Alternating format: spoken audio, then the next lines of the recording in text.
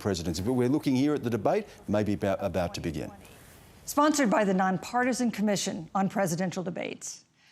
I'm Susan Page of USA Today. It is my honor to moderate this debate, an important part of our democracy.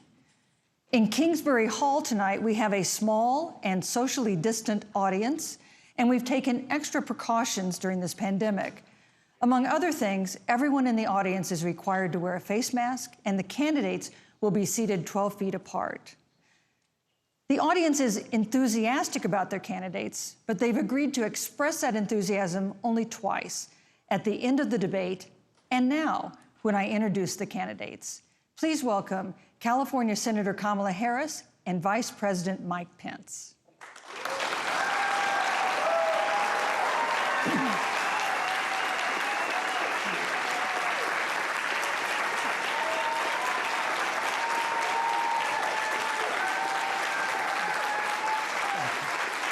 Thank you.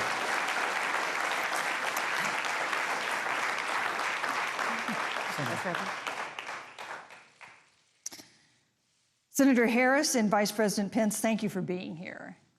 We're meeting as President Trump and the First Lady continue to undergo treatment in Washington after testing positive for COVID-19. We send our thoughts and prayers to them for their rapid and complete recovery and for the recovery of everyone afflicted by the coronavirus. The two campaigns and the Commission on Presidential Debates have agreed to the ground rules for tonight. I'm here to enforce them on behalf of the millions of Americans who are watching.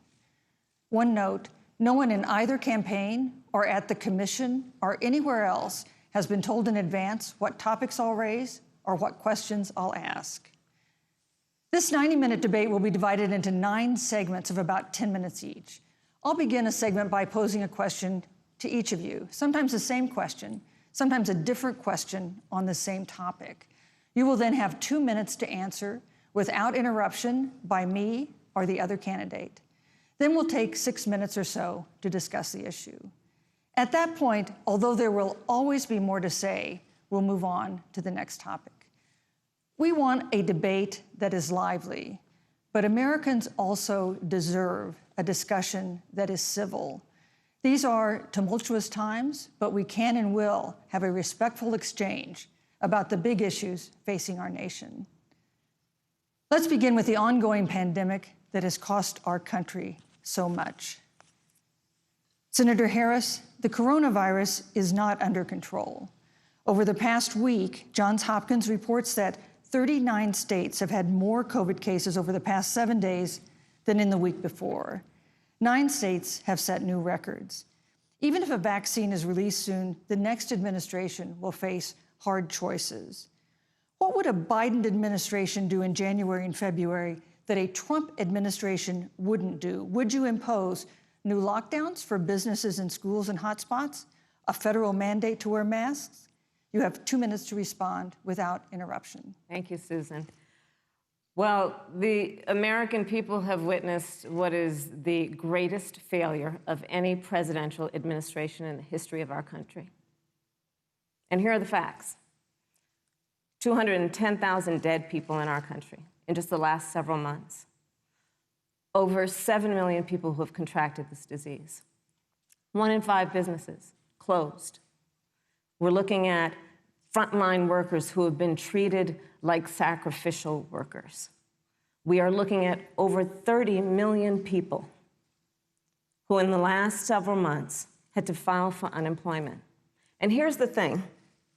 On January 28th, the Vice President and the President were informed about the nature of this pandemic. They were informed that it's lethal in consequence, that it is airborne, that it will affect young people, and that it would be contracted because it is airborne.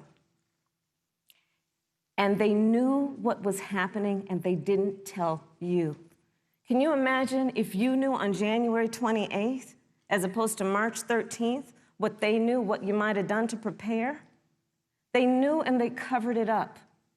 The president said it was a hoax. They minimized the seriousness of it. The president said, you're on one side of his ledger if you wear a mask, you're on the other side of his ledger if you don't. And In spite of all of that, today they still don't have a plan. They still don't have a plan. Well, Joe Biden does. And our plan is about what we need to do around a national strategy for contact tracing, for testing, for administration of the vaccine, and making sure that it will be free for all. That is the plan that Joe Biden has and that I have, knowing that we have to get a hold of what has been going on, and we need to save our country. And Joe Biden is the best leader to do that. And frankly, this administration has forfeited their right to re-election based on this. Thank you, Senator Harris. Vice President Pence, more than 210,000 Americans have died of COVID-19 since February. The U.S. death toll as a percentage of our population is higher than that of almost every other wealthy nation on earth. For instance, our death rate is 2.5 times that of Canada next door. You head the administration's coronavirus task force. Why is the U.S. death toll as a percentage of our population higher than that of almost every other wealthy country? And you have 2 minutes to respond without interruption. Susan, thank you. And I want to thank the Commission and the University of Utah for hosting this event. And Senator Harris, it's a privilege to be on the stage with you. Our nation has gone through a very challenging time this year. But I want the American people to know that from the very first day, President Donald Trump has put the health of America first. Before, there were more than 5 cases in the United States, all people who had returned from China. President Donald Trump did what no other American president had ever done, and that was he suspended all travel from China, the second largest economy in the world. Now, Senator Joe Biden opposed that decision. He said it was xenophobic and hysterical.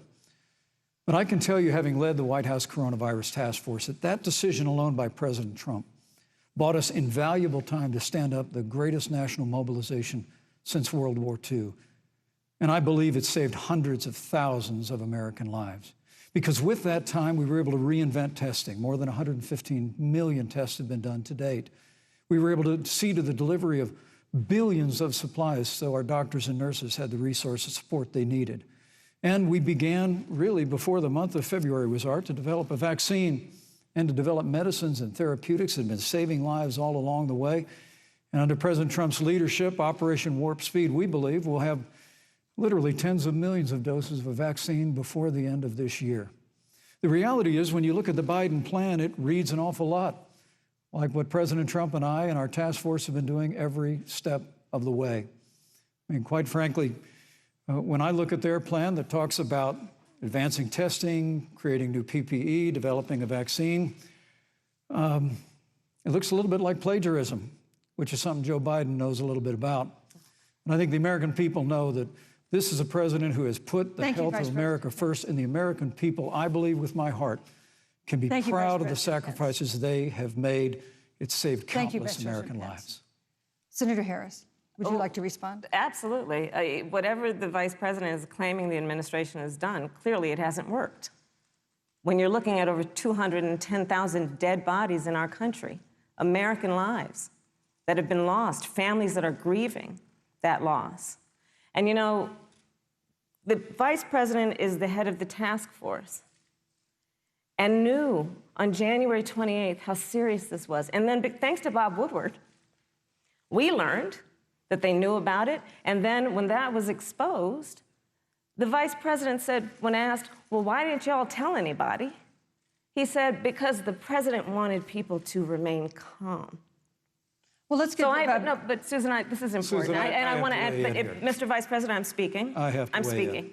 Yeah, you can have 15 more seconds, and then we'll give the vice president a chance to respond. So I want to ask the American people, how calm were you when you were panicked about where you're going to get your next roll of toilet paper? How calm were you when your kids were sent home from school and you didn't know when they could go back? How calm were you when your children couldn't see your parents because you were afraid they could kill them? Let's give Vice President Pence a chance to respond. Vice President Pence, you have 1 minute to respond. You know, there's not a day gone by that I haven't thought of every American family that's lost a loved one. And I want all of you to know that you'll always be in our hearts and in our prayers. But when you say what the American people have done over these last 8 months hasn't worked, that's a great disservice to the sacrifices the American people have made. I'm referring The to reality, the if I may finish, Senator, the reality is Dr. Fauci said everything that he told the president in the Oval Office, the president told the American people. Now, President Trump, I will tell you, has boundless confidence in the American people, and he always spoke with confidence that we'd get through this together. But when you say it hasn't worked, when Dr. Fauci and Dr. Birx and our medical experts came to us in the second week of March, they said if the president didn't take the unprecedented step of shutting down roughly half of the American economy, that we could lose 2.2 million Americans. Now, that's the reality. Thank you. They also Thank you, said Vice to us if President we Pence. did everything right, Susan, we could still lose more than 200,000 Americans. Vice President Now, one Pence. life lost is too Thank you. many, Susan. But the American people, I believe, deserve credit for the sacrifices that they have made, putting the health of their family and their neighbors first, our doctors, our nurses, our first Thank you, Vice responders. President Pence. And I'm going to speak up on behalf of what the American people have done. Vice President Pence, you were in the front row in a Rose Garden event 11 days ago at what seems to have been a super spreader event for senior administration and congressional officials. No social distancing, few masks, and now a cluster of coronavirus cases among those who were there. How can you expect Americans to follow the administration's safety guidelines to protect themselves from COVID when you at the White House have not been doing so? Well, the American people have demonstrated over the last 8 months that when given the facts, they're willing to put the health of their families and their neighbors and people they don't even know first. And President Trump and I have great confidence in the American people and their ability to take that information and put it into practice. In the height of the epidemic, when we were losing a heartbreaking number of 2,500 Americans a day, we surged resources to New Jersey and New York and New Orleans and Detroit. We told the American people what needed to be done, and the American people made the sacrifices. When the outbreak in the Sun Belt happened this summer, again, Americans stepped forward. But the reality is the work of the President of the United States goes on. A vacancy on the Supreme Court of the United States has come upon us, and the President introduced Judge Amy Coney Barrett. Thank you. Thank you, Vice President At Pence. that, if I may say, that Rose Garden event, there's been a great deal of speculation about it. My wife Karen and I were there and honored to be there. Many of the people who were at that event, Susan, actually were tested for coronavirus, and it was an outdoor event, which all of our scientists regularly and routinely advise.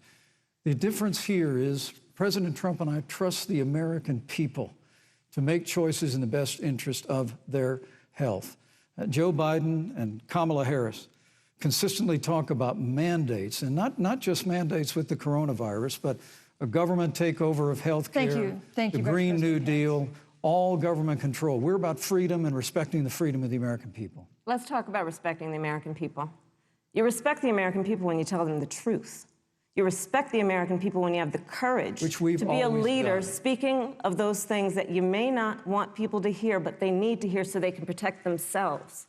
But this administration stood on information that if you had as a parent, if you had as a worker knowing you didn't have enough money saved up, and now you're standing in a food line because of the ineptitude of an administration that was unwilling to speak the truth to the American people.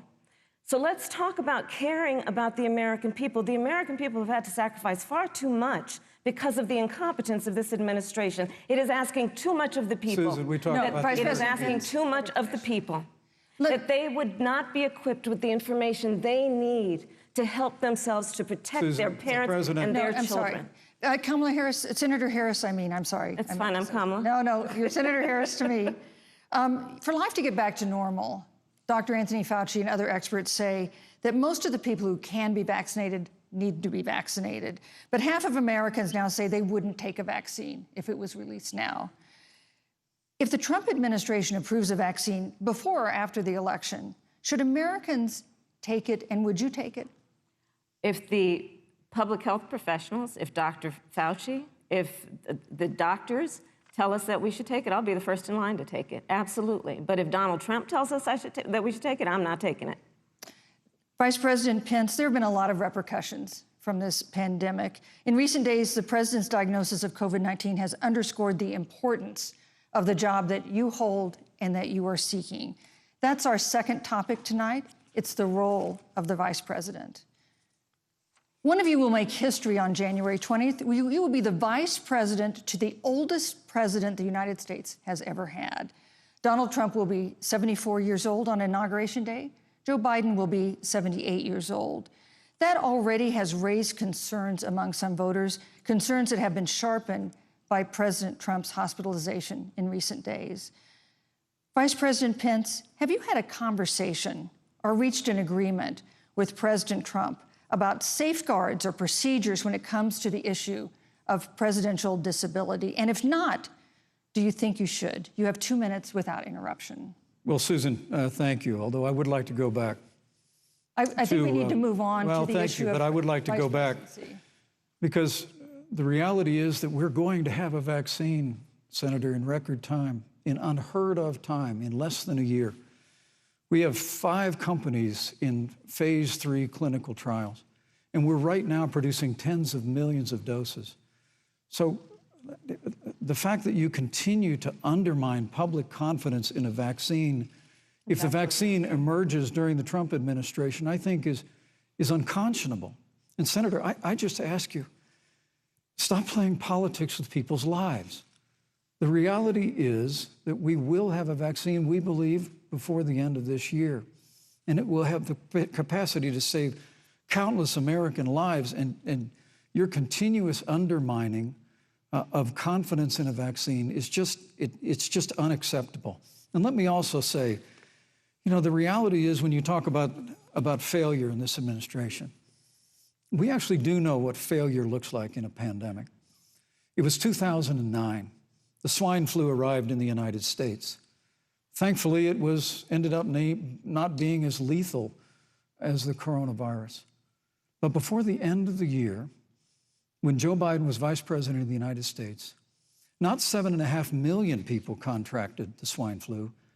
60 million Americans contracted the swine flu. If the swine flu had been as lethal as the coronavirus, in 2009, when Joe Biden was vice president, we would have lost 2 million American lives. His own chief of staff, Ron Klain, would say last year that it was pure luck that they did, quote, everything possible wrong. And we learned from that. They left the strategic national stockpile empty. They left an empty and hollow plan, but we still learned from it. And I think the American people, I'm going to say again, can be proud of what we have done. And Senator, please stop undermining confidence in a vaccine. Senator Harris, let me ask you the same question that I asked Vice President Pence, which is, have you had a conversation or reached an agreement with Vice President Biden about safeguards or procedures when it comes to the issue of presidential disability? And if not, and if you win the election next month, do you think you should? You have 2 minutes uninterrupted. So let me tell you, first of all, the day I got the call from Joe Biden, it was actually a Zoom call, asking me to serve with him on this ticket was probably one of the most memorable days of my life. I thought about my mother, who came to the United States at the age of 19, gave birth to me at the age of 25 at Kaiser Hospital in Oakland, California. And the thought that I'd be sitting here right now, I know would make her proud, and she must be looking down on this. You know, Joe and I were raised in a very similar way. We were raised with values that are about hard work, about the value and the dignity of public service, and about the importance of fighting for the dignity of all people. And I think Joe asked me to serve with him because, you know, I have a career that included being elected the first woman district attorney of San Francisco, where I created models of innovation for law enforcement in terms of reform of the criminal justice system. I was elected the first woman of color and black woman to be elected Attorney General of the state of California, where I ran the second largest Department of Justice in the United States, second only to the United States Department of Justice. And there I took on everything from transnational criminal organizations to the big banks that were taking advantage of homeowners to for-profit colleges that were taking advantage of veterans. And then, of course, now I serve in the United States Senate as only the second black woman ever elected to the United States Senate. I serve on the Senate Intelligence Committee, where I've been in regular receipt of classified information about threats to our nation and hotspots around the world. I've traveled the world. I've met with our soldiers in our in war zones. And I think Joe has asked me to serve with him because he knows that we share a purpose which is about lifting up the American people. And after the 4 years that we have seen of Donald Trump unifying our country around our common values and principles. Thank you, Senator Harris. You know, neither President Trump nor Vice President Biden has released the sort of detailed health information that had become the modern norm until the 2016 election. And in recent days, President Trump's doctors have given misleading answers or refused to answer basic questions about his health. And my question to each of you in turn is this information voters deserve to know? Vice President Pence, would you like to go first? Well, Susan, thank you. And let me say, on behalf of the President and the First Lady, how moved we've all been by the outpouring of prayers and concern for the President. And I do believe it's emblematic of the prayers and the concern that have ushered forth for every American impacted by the coronavirus. But the care the President received at Walter Reed Hospital, the White House doctors, was exceptional. And the transparency that they practiced all along the way will continue. The American people have a right to know about the health and well-being of their president, and will continue to do that. But I'm just extremely grateful and was more than a little moved by the broad and bipartisan support. And Senator, I want to thank you and Joe Biden for your expressions of genuine concern.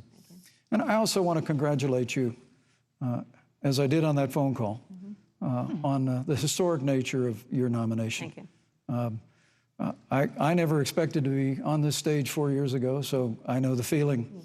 But the reality is we've got an election before the American people in the midst of this challenging year. And the stakes have never been higher, but I think the choice has never been clearer. I want to give Senator Harris a chance to respond to the same question I asked, which is, do voters have a right to know more detailed health information about presidential candidates and especially about presidents, especially when they're facing some kind of challenge? Absolutely, and that's why Joe Biden has been so incredibly transparent, and certainly by contrast, the president has not, both in terms of health records, but also let's look at taxes. We now know, because of great investigative journalism, that Donald Trump paid $750 in taxes. When I first heard about it, I literally said, "You mean $750,000? And it was like, no, $750. We now know Donald Trump owes and is in debt for $400 million. And just so everyone is clear, when we say in debt, it means you owe money to somebody. And it'd be really good to know who the President of the United States, the Commander-in-Chief, owes money to, because the American people have a right to know what is influencing the President's decisions. And is he making those decisions on the best interest of the American people, of you, or self-interest? So, Susan, I'm glad you asked about transparency, because it has to be across the board. Joe has been incredibly transparent over many, many years. The one thing we all know about Joe, he puts it all out there. He is honest, he is forthright. But Donald Trump, on the other hand, has been about covering up everything. Thank you, Senator Harris. I want to give you a chance to respond, Vice President. Well, look, I respect the fact that Joe Biden spent 47 years in public life. I respect your public service as well. Thank you. But the American people have a president who's a businessman, he's a job creator, who's paid tens of millions of dollars in taxes, payroll taxes, property taxes. He's created tens of thousands of American jobs. And the president said those public reports are not accurate. And the president's also released literally stacks of financial disclosures the American people can review just as the law allows. But the distinction here is that Joe Biden, 47 years in public service, compared to President Donald Trump, who brought all of that experience 4 years ago. Thank you, Vice and President. turned this economy around by cutting taxes, rolling back regulation, unleashing American energy, fighting for free and fair trade, and all of that's on the line if Joe Biden and Kamala Harris. You know, that's a good segue into our third topic, which is about the economy. This has been another aspect of life for Americans that's been so affected by this coronavirus. We have a jobs crisis brewing.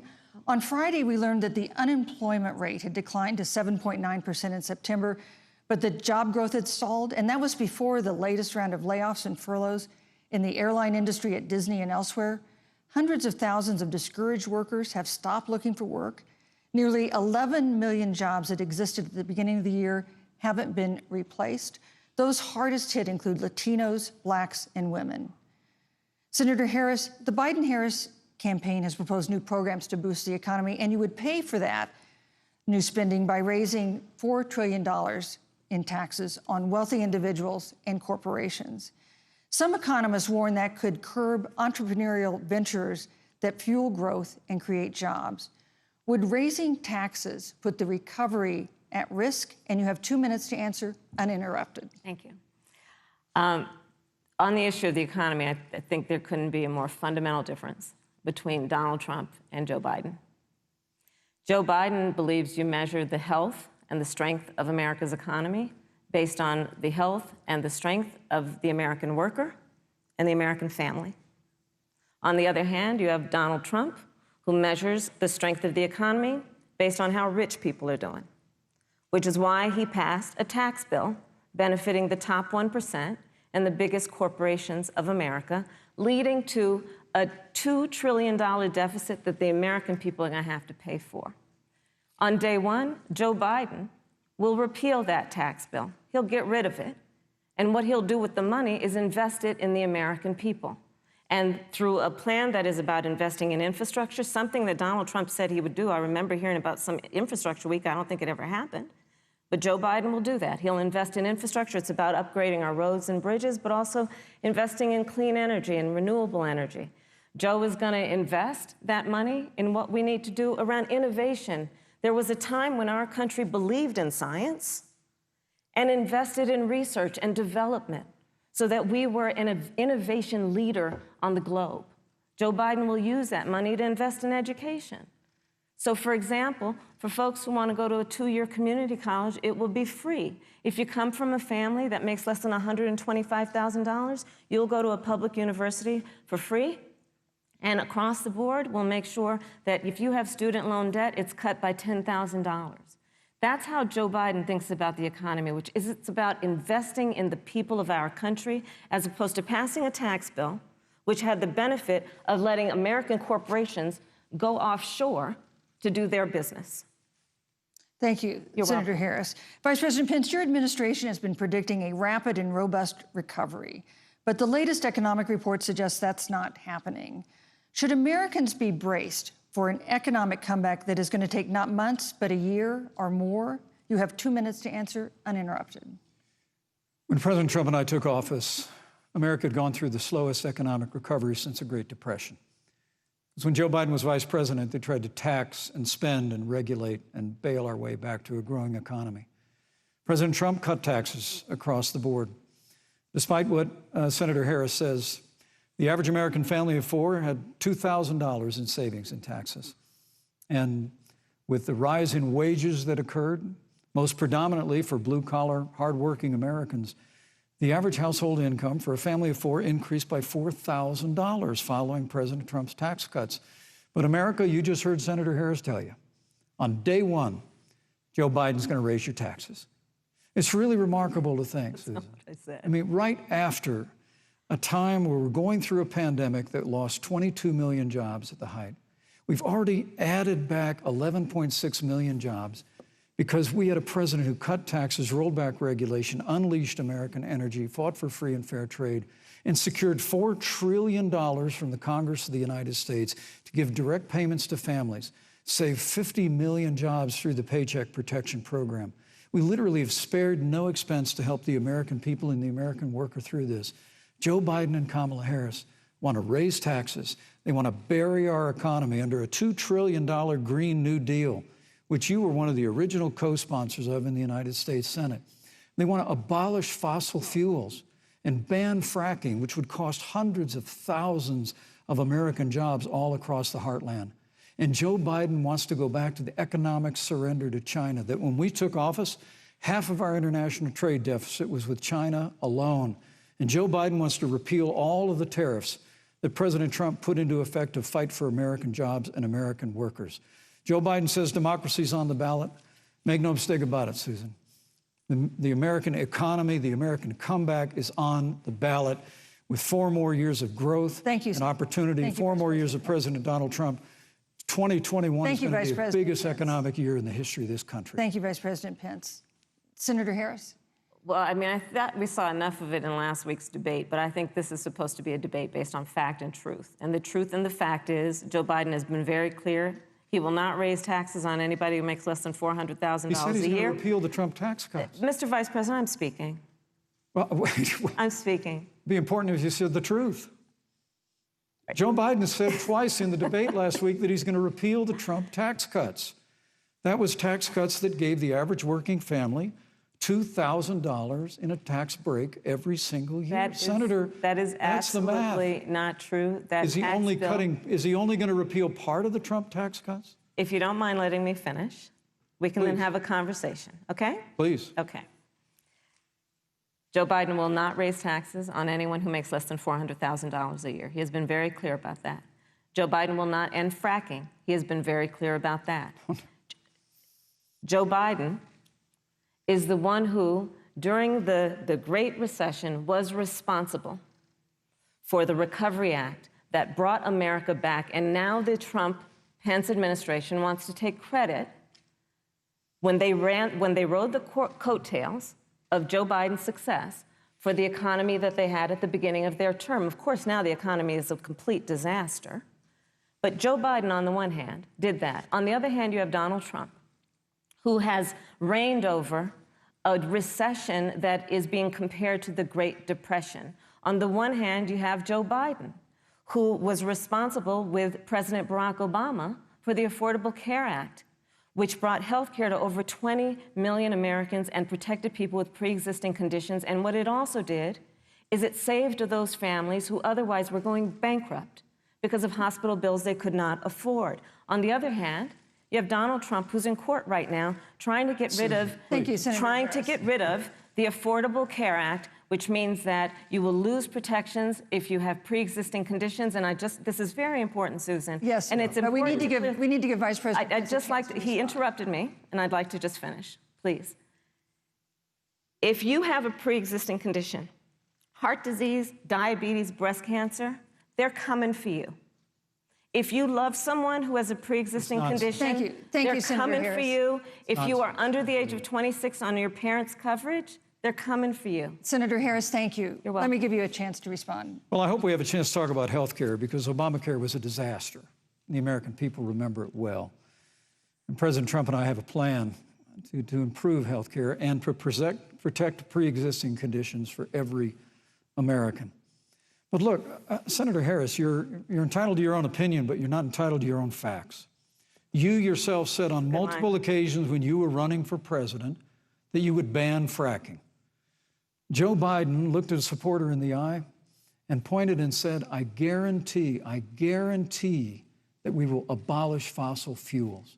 They have a $2 trillion version of the Green New Deal, Susan, that your newspaper, USA Today, said really wasn't that very different from the original Green New Deal.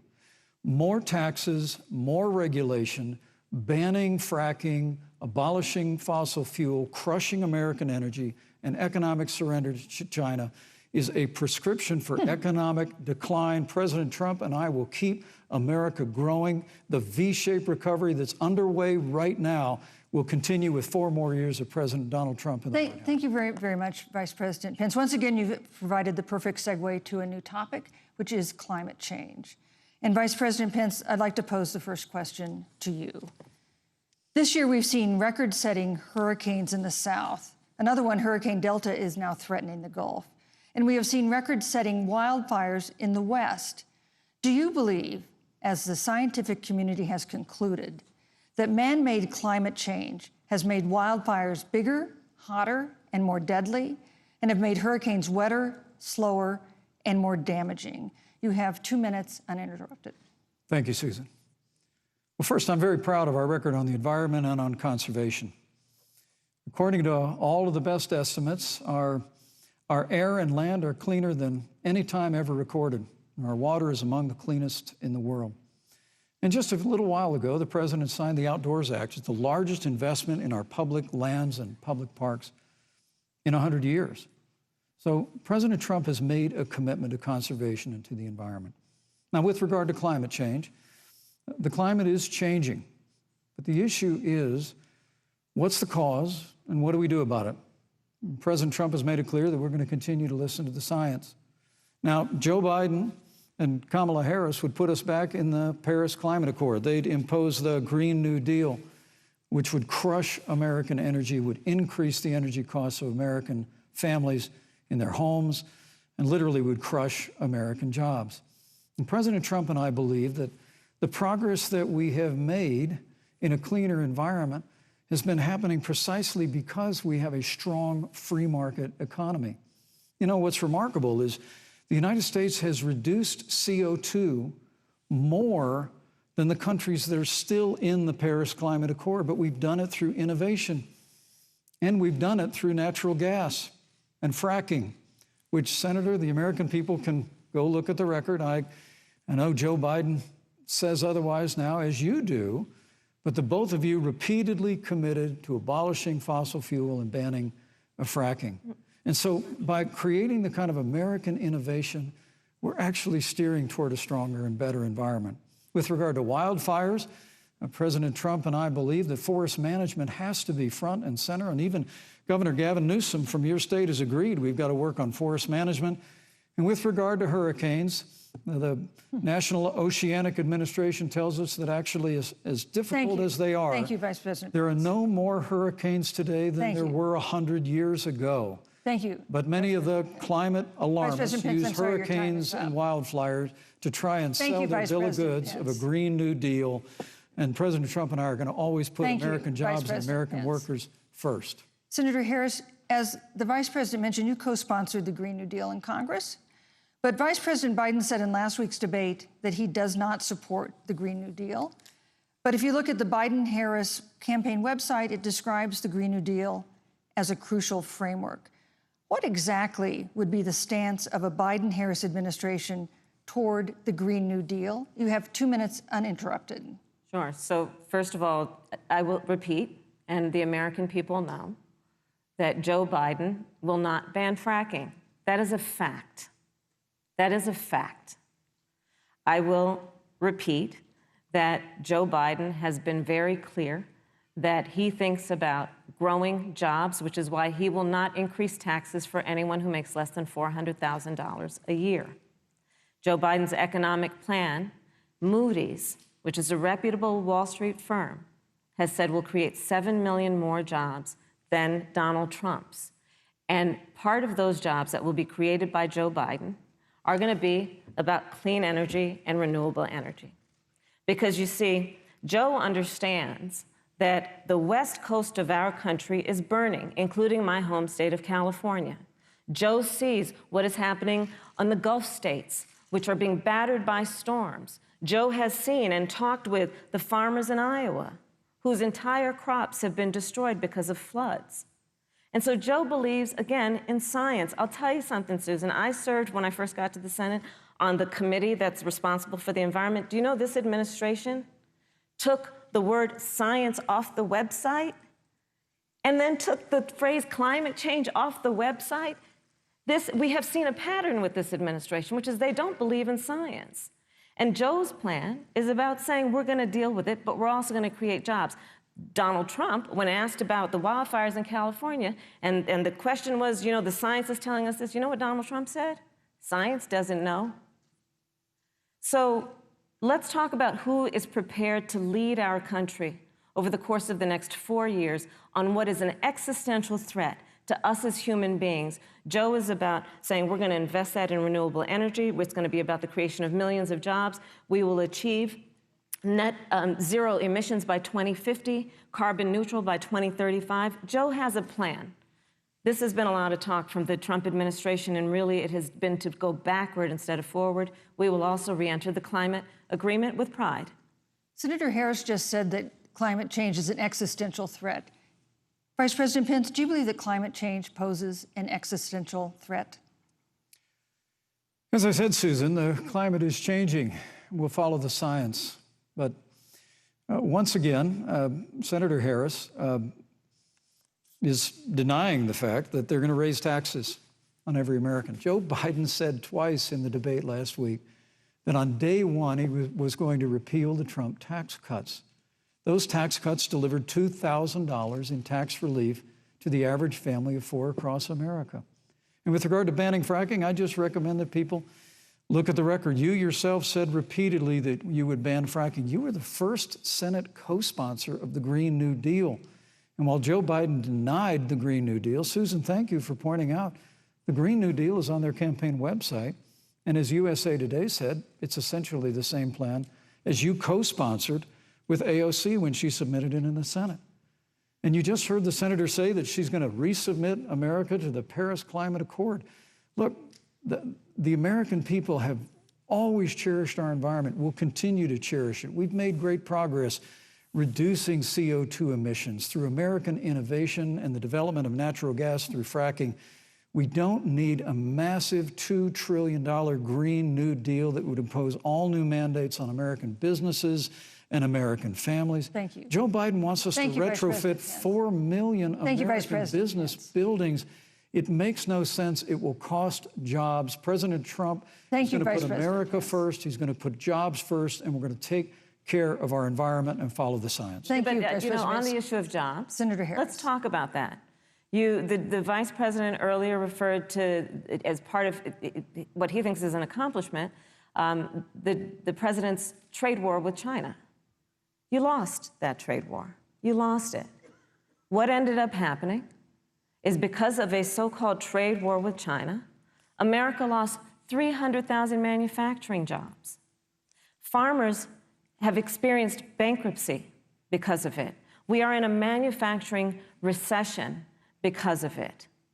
And when we look at where this administration has been, there are estimates that by the end of the term of this administration, they will have lost more jobs than almost any other presidential administration. And the American people know what I'm talking about. You know, I think about 20-year-olds. You know, we have a 20-year-old, a 20-something-year-old, who are coming out of high school and college right now, and you're wondering, is there going to be a job there for me?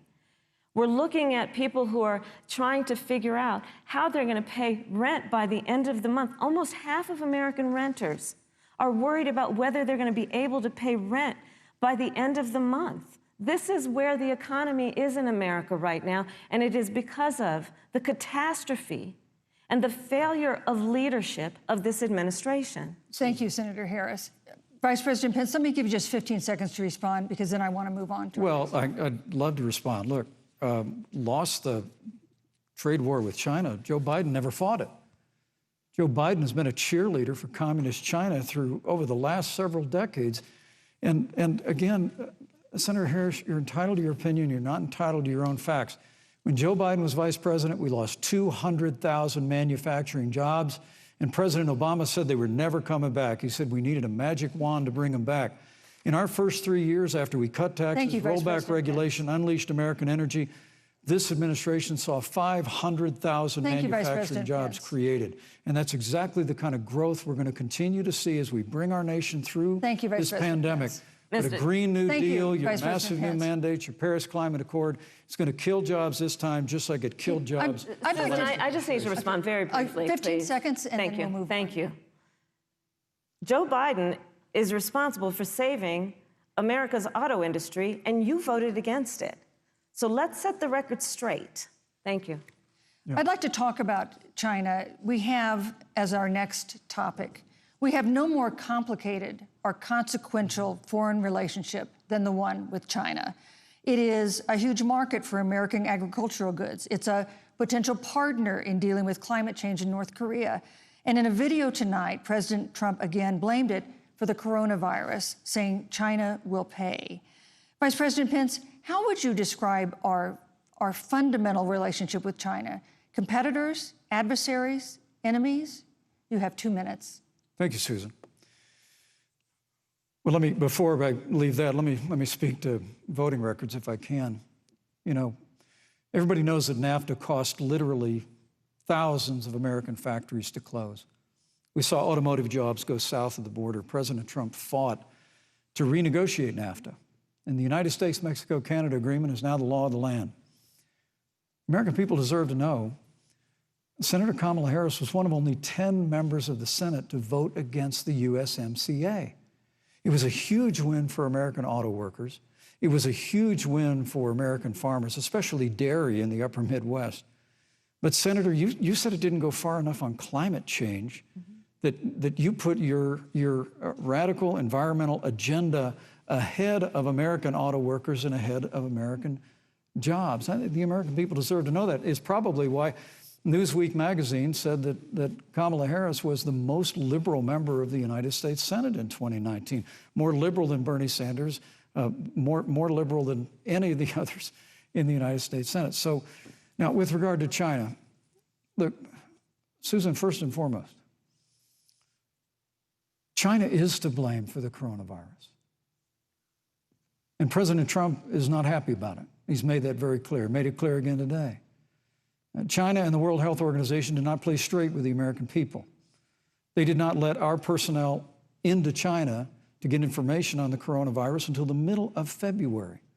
Fortunately, President Trump, in dealing with China from the outset of this administration, standing up to China that had been taking advantage of America for decades in the wake of Joe Biden's cheerleading for China, President Trump made that decision before the end of January to suspend all travel from China. And again, the American people deserve to know Joe Biden opposed President Trump's decision to suspend all travel from China. He said it was hysterical. He said it was xenophobic. Thank you, Vice President Pence. But President Trump has stood up to China. We're going to continue to stand strong. Thank you, Vice President Pence. We want to improve the relationship, but we're going to level the playing field, and we're going to hold China accountable for what they did to America with the coronavirus. Thank you. Senator Harris, let me ask you the same question that I asked the Vice President. How would you describe our fundamental relationship with China? Are we competitors, adversaries, enemies? You'll have 2 minutes uninterrupted. Susan, the Trump administration's perspective and approach to China has resulted in the loss of American lives, American jobs, and America's standing.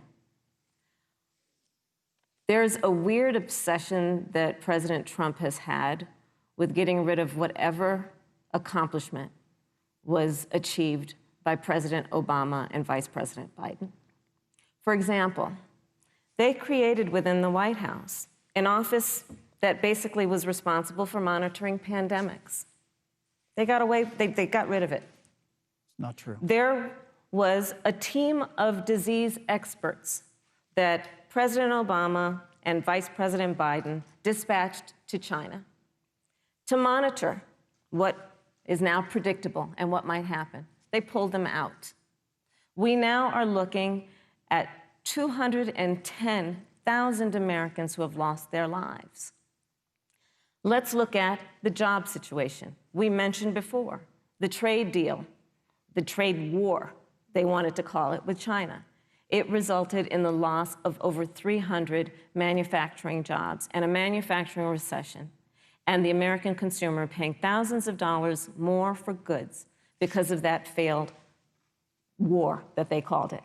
Then let's talk about standing. Pew, a reputable research firm, has done an analysis that shows that leaders of all of our formerly allied countries have now decided that they hold in greater esteem and respect Xi Jinping, the head of the Chinese Communist Party, than they do Donald Trump, the President of the United States, the Commander-in-Chief of the United States. This is where we are today because of a failure of leadership by this administration.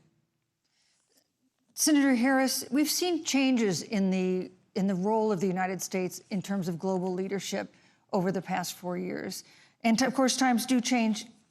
What's your definition? We've seen strains with China, of course, as the Vice President mentioned. We've seen strains with our traditional allies in NATO and elsewhere. What is your definition of the role of American leadership in 2020?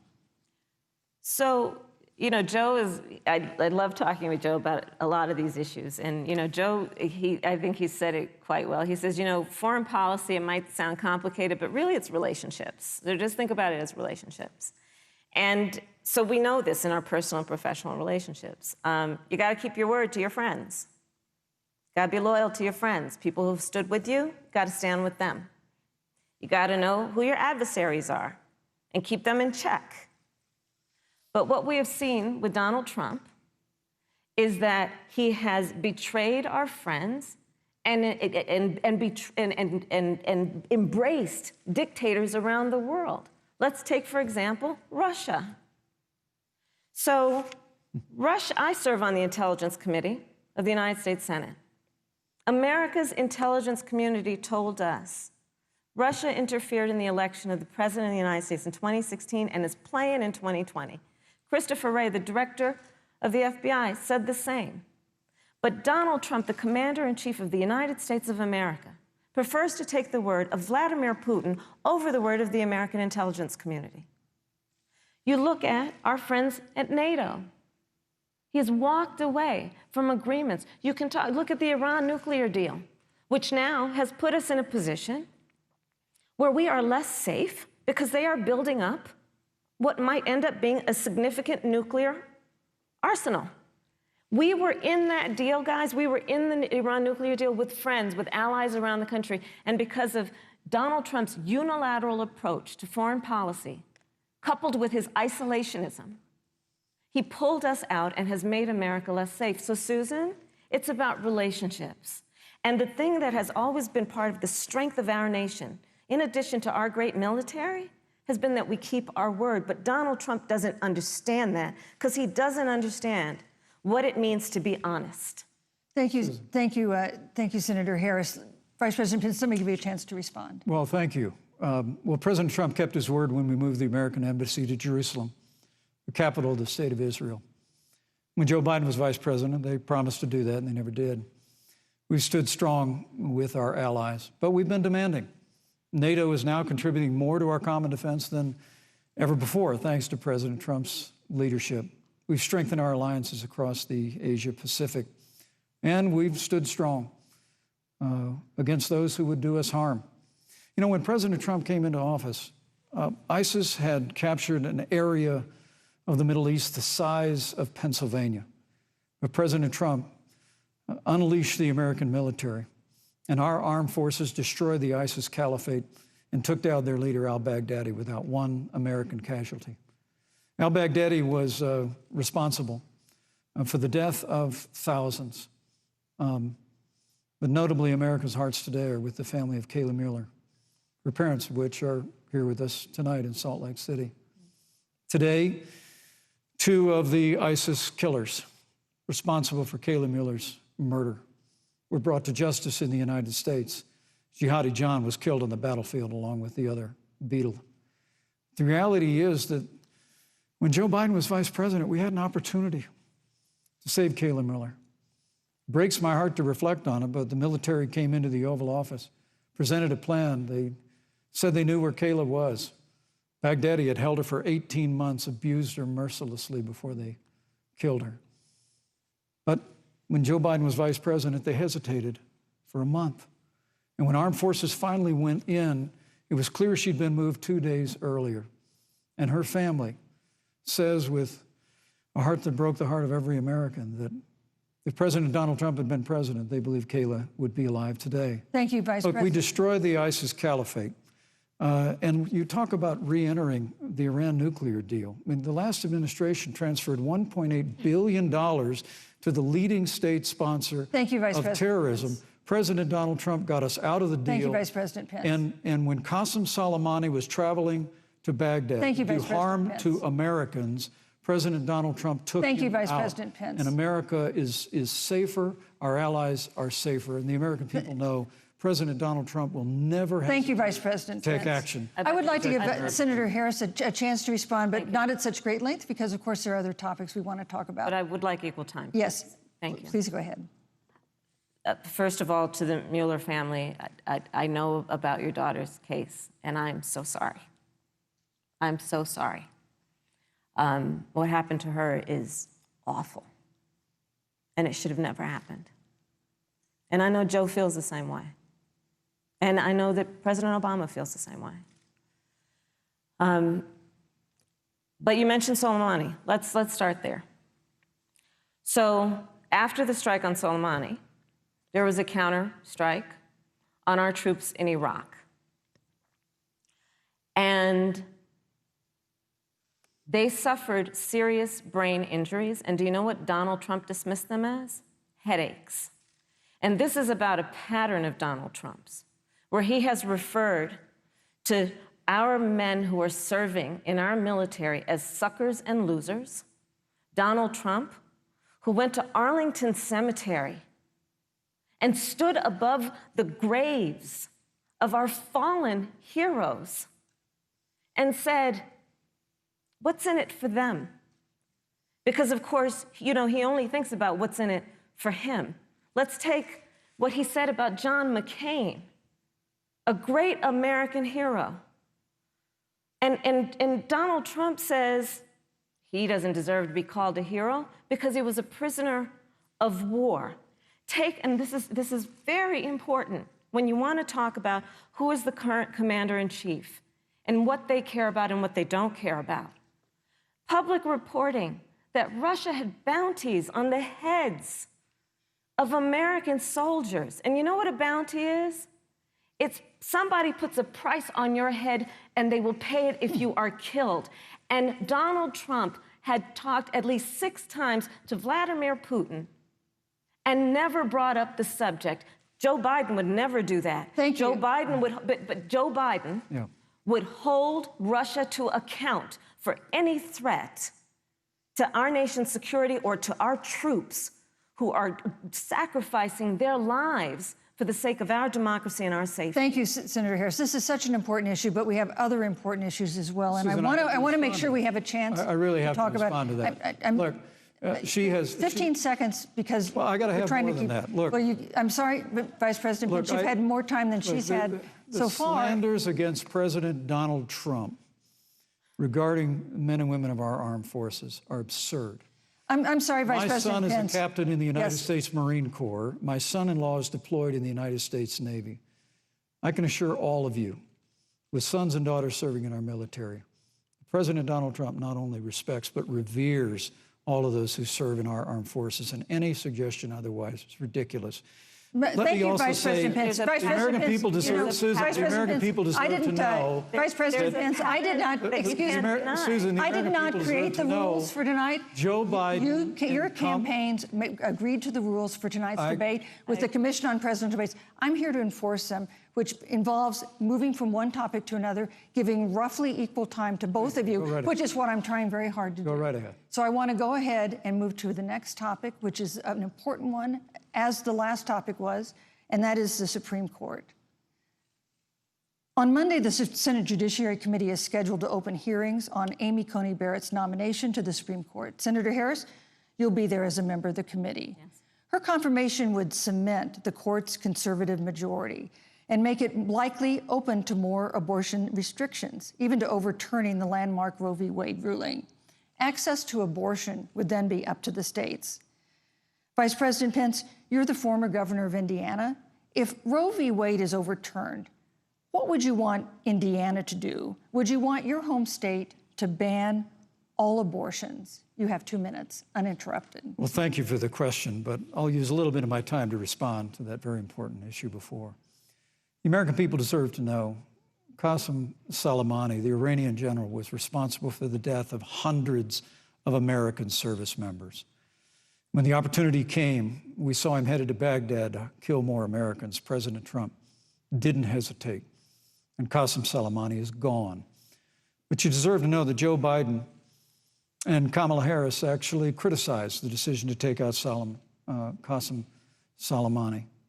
It's really inexplicable, but with regard to Joe Biden, it's explainable, because history records that Joe Biden actually opposed the raid against Osama bin Laden. It's absolutely essential that we have a commander-in-chief who will not hesitate to act to protect American lives and to protect American service members, and that's what you have in President Donald Trump.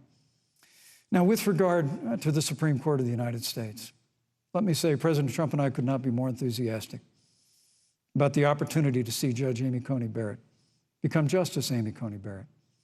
Now, she's a brilliant woman, and she will bring a lifetime of experience and a sizable American family to the Supreme Court of the United States. And our hope is, in the hearing next week, unlike Justice Kavanaugh received with treatment from you and others, we hope she gets a fair hearing. And we particularly hope that we don't see the kind of attacks on her Christian faith that we saw before. I mean, the Democrat chairman of the Judiciary Committee before, when Judge Barrett was being confirmed for the Court of Appeals, expressed concern that the dogma of her faith lived loudly in her. Dick Durbin of Illinois said that it was a concern. Senator, I know one of our judicial nominees you actually attacked because they were a member of the Catholic Knights of Columbus, just because the Knights of Columbus holds pro-life views and pro-marriage views. Thank you, Vice President Pence. Your time is up. So my hope is that when the hearing takes place, Thank you, Vice President Pence. that Judge Amy Coney Barrett will be respected, Thank you, treated Vice President respectfully, Pence. voted and confirmed to the Supreme Court of the United States. Senator Harris, you're the senator from and former Attorney General of California. So let me ask you a parallel question to the one I posed to the Vice President. If Roe v. Wade is overturned, what would you want California to do? Would you want your home state to enact no restrictions on access to abortion? And you have 2 minutes uninterrupted. Thank you, Susan. First of all, Joe Biden and I are both people of faith, and it's insulting to suggest that we would knock anyone for their faith. And in fact, Joe, if elected, will be only the second practicing Catholic as President of the United States. On the issue of this nomination, Joe and I are very clear, as are the majority of the American people. We are 27 days before the decision about who will be the next president of the United States. And, you know, before, when this conversation has come up, you know, it's been about election year or election time. We're literally in an election. Over 4 million people have voted. People are in the process of voting right now. And so Joe has been very clear, as the American people are. Let the American people fill that seat in the White House, and then we'll fill that seat on the United States Supreme Court. And to your point, Susan, the issues before us couldn't be more serious. There's the issue of choice, and I will always fight for a woman's right to make a decision about her own body. It should be her decision and not that of Donald Trump and the Vice President, Michael Pence. But let's also look at what else is before the court. It's the Affordable Care Act. Like, literally in the midst of a public health pandemic, when over 210,000 people have died and 7 million people probably have what will be in the future considered a pre-existing condition because you contracted the virus. Donald Trump is in court right now trying to get rid of the Affordable Care Act. And I said it before, and it bears repeating. This means that there will be no more protections if they win for people with pre-existing conditions. No. This means that over 20 million people will lose your coverage. It means that if you're under the age of 26, you can't stay on your parents' coverage anymore. And here's the thing.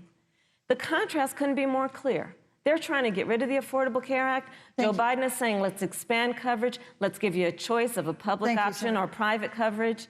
Let's bring down premiums. Thank you, Senator Let's Harris. lower Medicare eligibility to 60. Thank you, Senator That's true Harris. leadership. You know, you mentioned earlier, Vice President Pence, that the president was committed to maintaining protections for people with pre-existing conditions.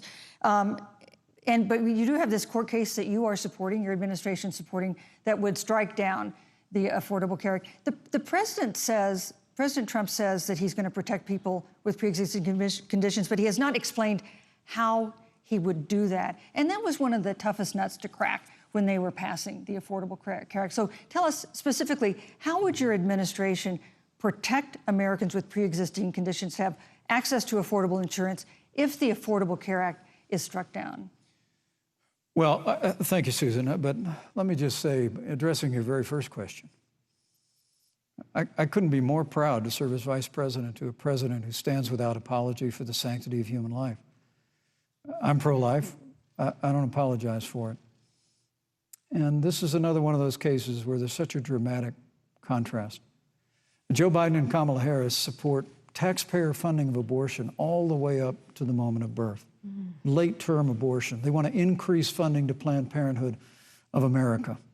Now, for our part, I would never presume how Judge Amy Coney Barrett would rule on the Supreme Court of the United States, but we'll continue to stand strong for the right to life. When you speak about the Supreme Court, though, I think the American people really deserve an answer, Senator Harris.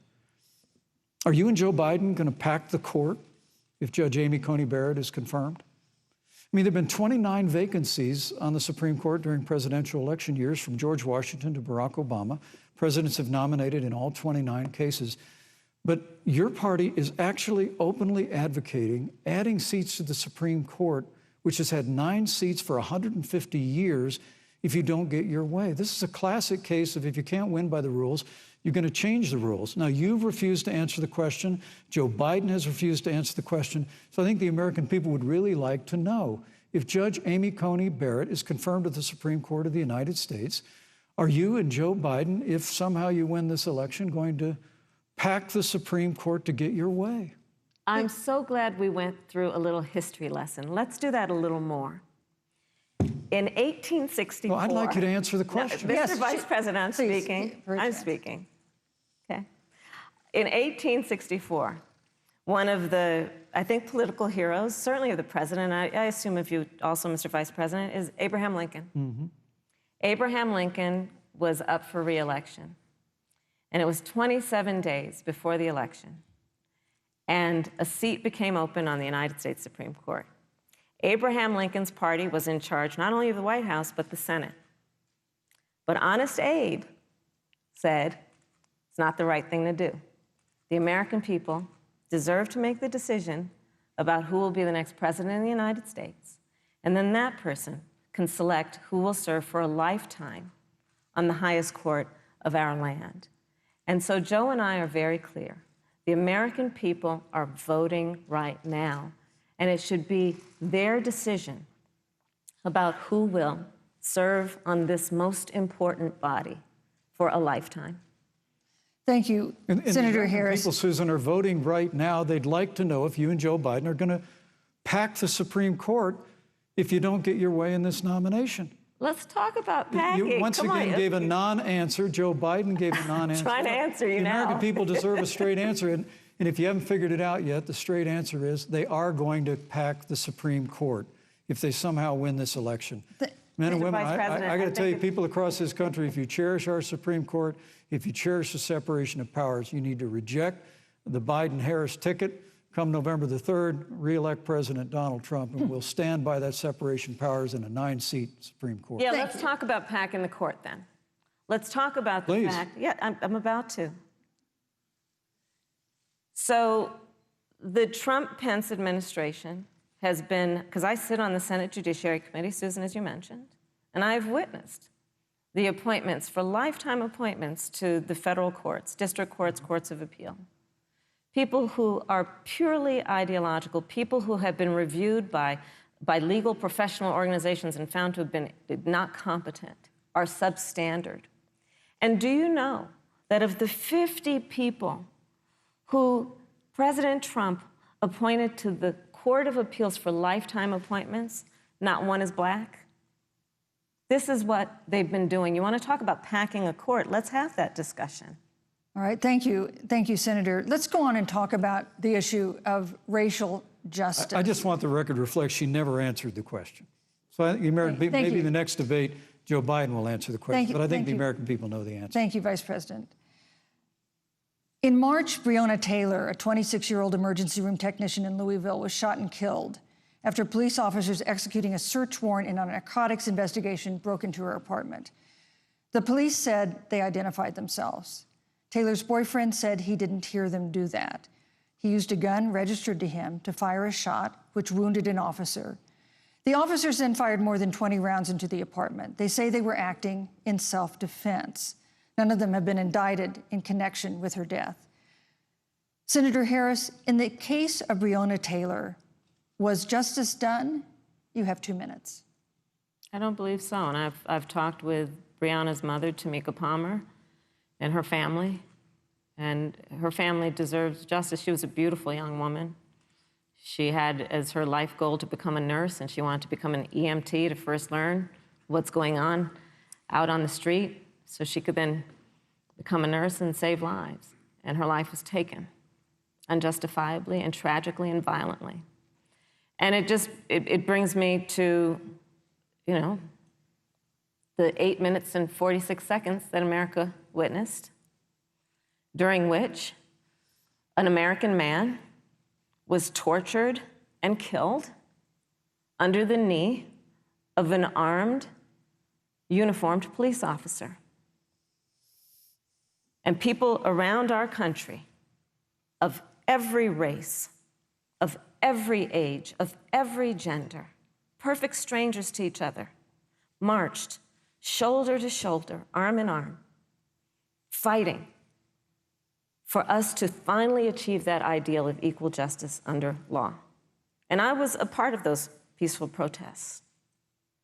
And I believe strongly that, first of all, we are never going to condone violence, but we always must fight for the values that we hold dear, including the fight to achieve our ideals.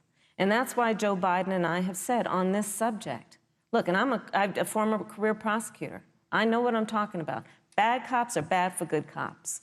We need reform of our policing in America and our criminal justice system, which is why Joe and I will immediately ban chokeholds and carotid holds. George Floyd would be alive today if we did that. We will require a national registry for police officers who break the law. We will, on the issue of criminal justice reform, get rid of private prisons and cash bail, and we will decriminalize marijuana, and we will expunge the records of those who have been convicted of marijuana. This is a time for leadership on a tragic, tragic issue of unarmed Black people in America who have been killed. Thank you, Senator Harris. Vice President Pence, let me pose the same question to you. In the case of Breonna Taylor, was justice done? You have 2 minutes uninterrupted. Well, our heart breaks for the loss of any innocent American life. And the family of Breonna Taylor has our sympathies. But I trust our justice system, a grand jury that refused the evidence. And it really is remarkable that as a former prosecutor, you would assume that an impaneled grand jury looking at all the evidence got it wrong. But you're entitled to your opinion, Senator. I think, look, and with regard to George Floyd, there's no excuse for what happened to George Floyd. And justice will be served. But there's also no excuse for the rioting and looting that followed. I mean, it really is astonishing. Flora Westbrook is with us here tonight in Salt Lake City. Just a few weeks ago, I stood at what used to be her salon. It was burned to the ground by rioters and looters. And Flora is still trying to put her life back together.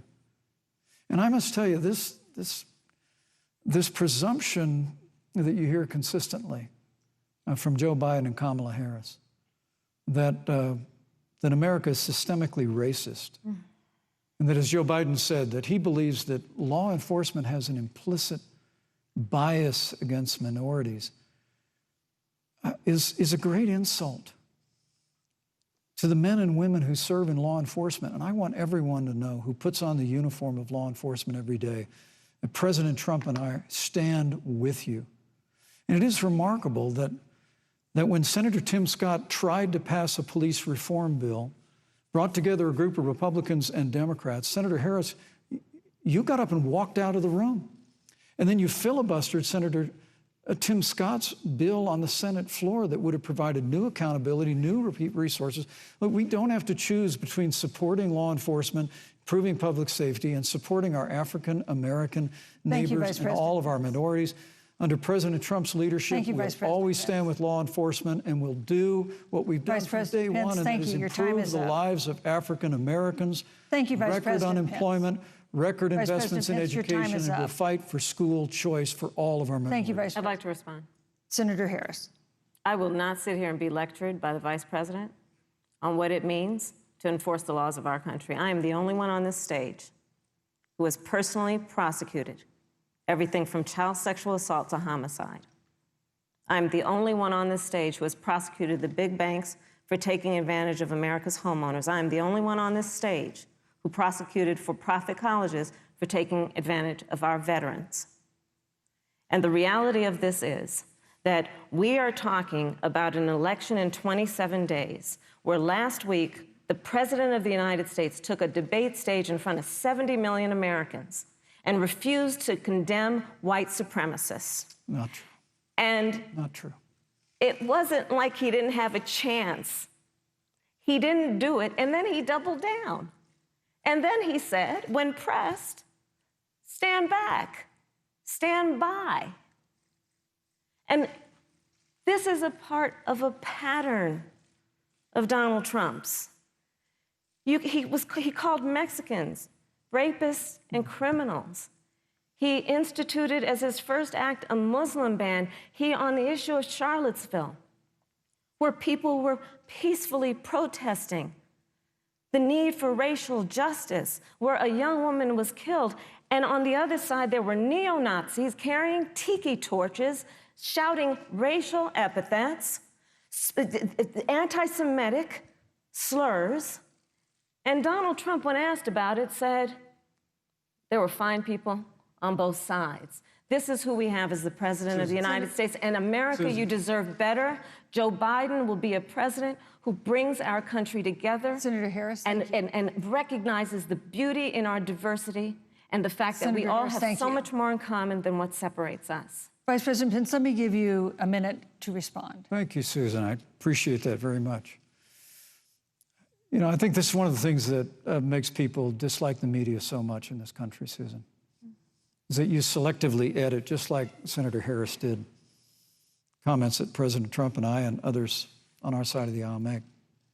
I mean, Senator Harris conveniently omitted, after the president made comments about people on either side of the debate over monuments, he condemned the KKK, neo-Nazis, and white supremacists, and has done so repeatedly. You're concerned that he doesn't condemn neo-Nazis. President Trump has Jewish grandchildren. His daughter and son-in-law are Jewish. This is a president who respects and cherishes all of the American people. But you talk about having personally prosecuted. I'm glad you brought up your record, Senator. Thank you. But I really need to make this point. When you were DA in San Francisco, when you left office, African Americans were 19 times more likely to be prosecuted for minor drug offenses than whites and Hispanics. When you were Attorney General of California, you increased the disproportionate incarceration of blacks in California. You did nothing on criminal justice reform in California. You didn't lift a finger to pass the First Step Act on Capitol Hill. I mean, the reality is your record speaks for itself. President Trump and I have fought for criminal justice reform. Thank you, Vice President Pence. We fought for educational choice and opportunities for African Americans, all of our minorities. Thank you, sir. And we'll do it for 4 more years. Thank you. You know, there is no more important issue than the final issue that we're going to talk about tonight, and that is the issue of the election itself. Susan, he attacked my record. I would like an opportunity to respond. Let me give you 30 seconds because we're running out of time. I appreciate that. First of all, having served as the Attorney General of the state of California, the work that I did is a model of what our nation needs to do, and we will be able to do under a Joe Biden presidency. Our agenda includes what this administration has failed to do. It will be about not only instituting a ban on chokeholds and carotid holes. Thank you. Thank you, Senator I Harris. would like to go through. These are points that you made earlier in the hour, and I want to talk about the election itself before we have to. But I want to talk about the connection between what Joe and I will do and my record, which includes I was the first statewide officer to institute a requirement that my agents would wear body cameras and keep them on full time. We were the first to initiate a requirement that there would be a training for law enforcement on implicit bias because, yes, Joe Biden and I recognize that implicit bias does exist, Mr. Vice President, contrary to what you may believe. We did the work of instituting reforms that were about investing in reentry. This is the work that we have done and the work we will do going forward. And again, I will not be lectured by the Vice President on our record of what we have done in terms of law enforcement and keeping our communities safe, and a commitment to reforming the criminal justice system of America. Thank you, Senator Harris. And I'd like to I'd like you to respond first to the question on our final topic, the election itself. President Trump has several times refused to commit himself to a peaceful transfer of power after the election. If your ticket wins and President Trump refuses to accept a peaceful transfer of power, what steps would you and Vice President Biden then take? What would happen next? You have 2 minutes. So I'll tell you, Joe and I are, I think, particularly proud of the coalition that we've built around our campaign. We probably have one of the broadest coalitions of folks that you've ever seen in a presidential race. Of course, we have the support of Democrats, but also independents and Republicans. In fact, 7 members of President George W. Bush's cabinet are supporting our ticket. We have the support of Colin Powell, Cindy McCain, John Kasich, over 500 generals, retired generals, and former national security experts and advisors are supporting our campaign. And I believe they are doing that because they know that Joe Biden has a deep, deep-seated commitment to fight for our democracy and to fight for the integrity of our democracy and to bring integrity back to the White House. And so we believe in the American people. We believe in our democracy. And here's what I'd like to say to everybody. Vote. Please vote. Vote early. Come up with a plan to vote. Go to iwillvote.com. You can also go to joebiden.com. We have it within our power in these next 27 days to make the decision about what will be the course of our country for the next 4 years. And it is within our power, and if we use our vote and we use our voice, we will win. And we will not let anyone subvert our democracy with what Donald Trump has been doing, as he did on the debate stage last week, when again in front of 70 million people, he openly attempted to suppress the vote. Joe Biden, on the other hand, on that same debate stage, because clearly Donald Trump doesn't think he can run on a record because it's a failed record, Joe Biden on that stage said, hey, just please vote. So I'll repeat what Joe said. Please vote. Thank you, Senator. Vice President Pence, President Trump has several times refused to commit himself to a peaceful transfer of power after the election. If Vice President Biden is declared the winner and President Trump refuses to accept a peaceful transfer of power, what would be your role and responsibility as vice president? What would you personally do? You have 2 minutes. Well, Susan, first and foremost, I think we're going to win this election. Because while Joe Biden and Kamala Harris rattle off a long litany of the establishment in Washington, D.C., an establishment that Joe Biden's been a part of for 47 years, President Donald Trump has launched a movement of everyday Americans from every walk of life. And I have every confidence that those same Americans that delivered that historic victory in 2016, they see this president's record where we rebuild our military, we revived our economy through tax cuts and rolling back regulation, fighting for fair trade, unleashing American energy. We appointed conservatives to our federal courts at every level. And we stood with the men and women of law enforcement every single day. And I think that movement of Americans has only grown stronger in the last 4 years. But when you talk about accepting the outcome of the election, I must tell you, Senator, your party has spent the last 3.5 years trying to overturn the results of the last election. It's amazing. When Joe Biden was vice president of the United States, the FBI actually spied on President Trump and my campaign. I mean, there were documents released this week that the CIA actually made a referral to the FBI documenting that those allegations were coming from the Hillary Clinton campaign. And of course, we've all seen the avalanche, what you put the country through for the better part of 3 years until it was found that there was no obstruction, no collusion, case closed. And then, Senator Harris, you and your colleagues in the Congress tried to impeach the President of the United States over a phone call. And now Hillary Clinton has actually said to Joe Biden that in her words, under no circumstances should he concede the election. So let me just say, I think we're going to win this election. President Trump and I are fighting every day in courthouses to prevent Joe Biden and Kamala Harris from changing the rules and creating this universal mail-in voting that'll create a massive opportunity for voter fraud. And we have a free and fair election. We know we're going to have confidence in it. And I believe in all my heart that President Donald Trump's going to be reelected for 4 more years. You know, I've written all the questions that I've asked tonight, but for the final question of the debate, I'd like to read a question that someone else wrote. The Utah Debate Commission asked students in the state to write essays about what they would like to ask you. And I want to close tonight's debate with the question posed by Brecklin Brown.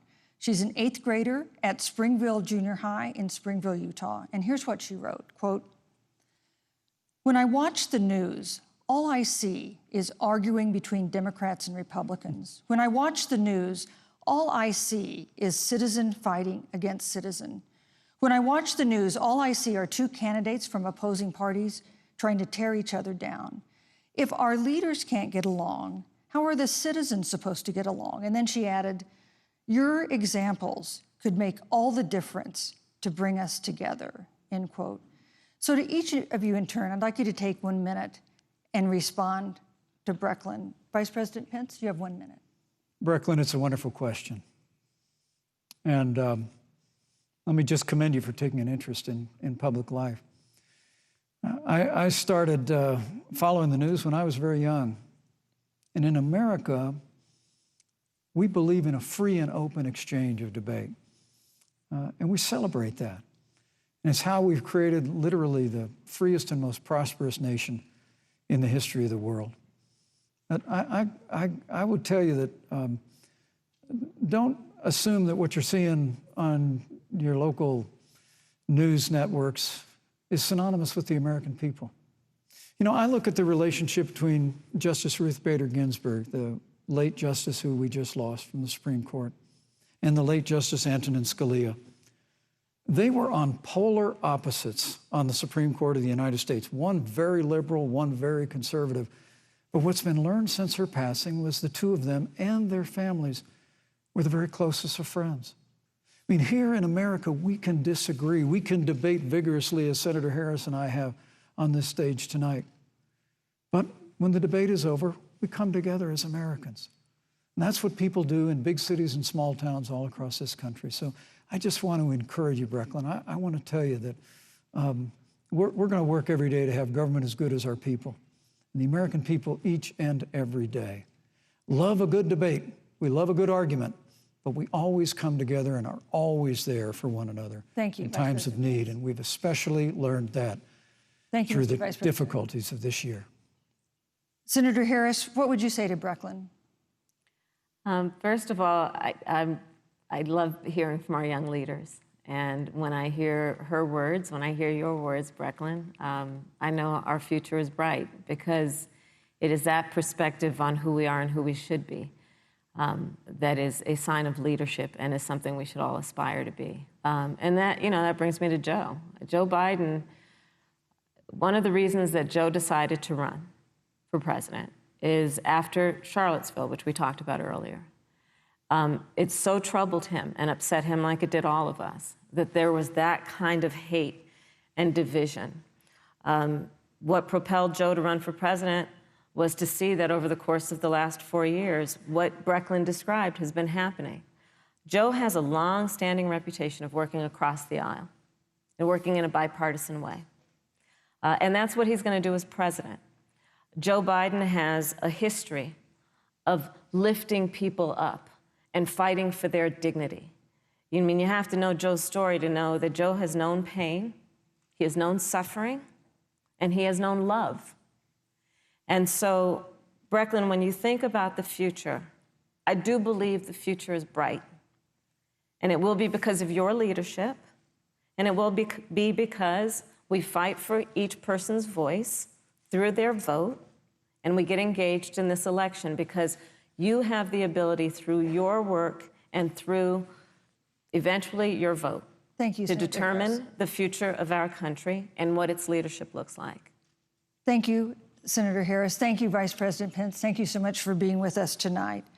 We want to thank also the University of Utah for its hospitality, and most of all, our thanks to all the Americans who watched this debate tonight.